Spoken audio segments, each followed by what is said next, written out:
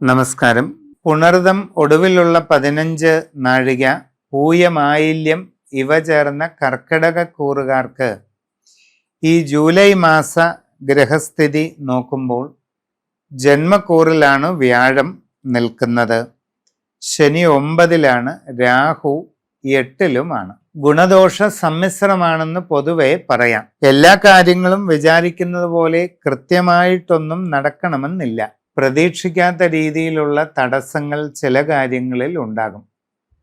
തൊഴിൽ രംഗത്ത് നിങ്ങൾ വിചാരിക്കുന്നത് പോലെ കാര്യങ്ങൾ വരണമെന്ന് നിർബന്ധമില്ല.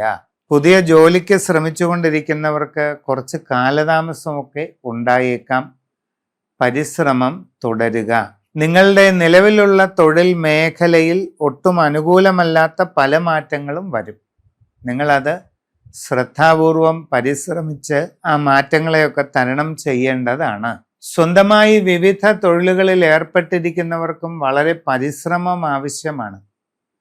നിങ്ങളുടെ തൊഴിലിൽ സാമ്പത്തിക നഷ്ടങ്ങളും ബുദ്ധിമുട്ടുകളും പ്രയാസങ്ങളുമൊക്കെ വരാൻ ഇടയുള്ളത് കൊണ്ട് വളരെ ശ്രദ്ധിച്ച് നിങ്ങൾ ആ കാര്യങ്ങളൊക്കെ ചെയ്യണം. കുട്ടികൾക്ക് പഠനകാര്യങ്ങളിൽ നല്ല ശ്രദ്ധ വേണം. ഇല്ലാത്ത പക്ഷം ഉദ്ദേശിക്കുന്നത് പോലെ ഒരു പുരോഗതി ഉണ്ടായെന്ന് വരില്ല.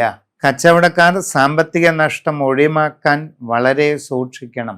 അശ്രദ്ധയും ആലോചനക്കുറവും കാരണം നിങ്ങൾക്ക് പല അബദ്ധങ്ങളും സംഭവിക്കാം.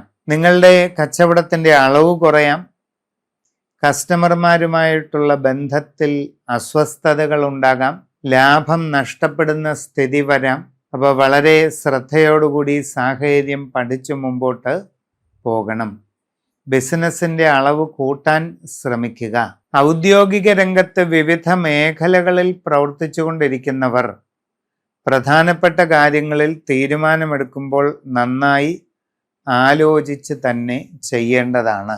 പ്രധാനപ്പെട്ട വിവിധ ഔദ്യോഗിക രംഗത്ത് അധ്യാപക മേഖലയിലുമൊക്കെ ജോലി ചെയ്യുന്നവരും സാഹചര്യങ്ങൾ പഠിച്ച് കാര്യങ്ങൾ ചെയ്യുക. നിങ്ങളുടെ ജീവിതത്തിൽ വളരെ പ്രധാനപ്പെട്ട മാറ്റങ്ങളുടെ കാലഘട്ടവും കൂടിയാണ്. അതുകൊണ്ട് വളരെ കൃത്യമായി പഠിച്ച് തന്നെ കാര്യങ്ങൾ നിങ്ങൾ ചെയ്യേണ്ടതുണ്ട്. വിവാഹ ആലോചനകൾ ചിലപ്പോൾ നീണ്ടുപോകും. നന്നായി പരിശ്രമം തുടരുക. കുടുംബത്തിൽ ചില അസ്വസ്ഥതകൾക്കിടയുണ്ട്. സംഭാഷണത്തിൽ കരുതലും മിതത്വവുമൊക്കെ ശീലിക്കുന്നത് നന്നായിരിക്കും. കുടുംബക്ഷേത്രങ്ങളോ കാവുകളോ ഉണ്ടെങ്കിൽ നന്നായി പരിപാലിച്ച് പൂജാ പ്രാർത്ഥനകളൊക്കെ ചെയ്യുക. കർക്കിടക മാസ ആചാര അനുഷ്ഠാനങ്ങൾ കൃത്യമായി ആരംഭിക്കുക. ഒരു തീർത്ഥാടനത്തിനുള്ള യോഗമുണ്ടാകാം. ഭക്തിപൂർവം ആ തീർത്ഥാടനം നിങ്ങൾ ചെയ്യേണ്ടതാണ്.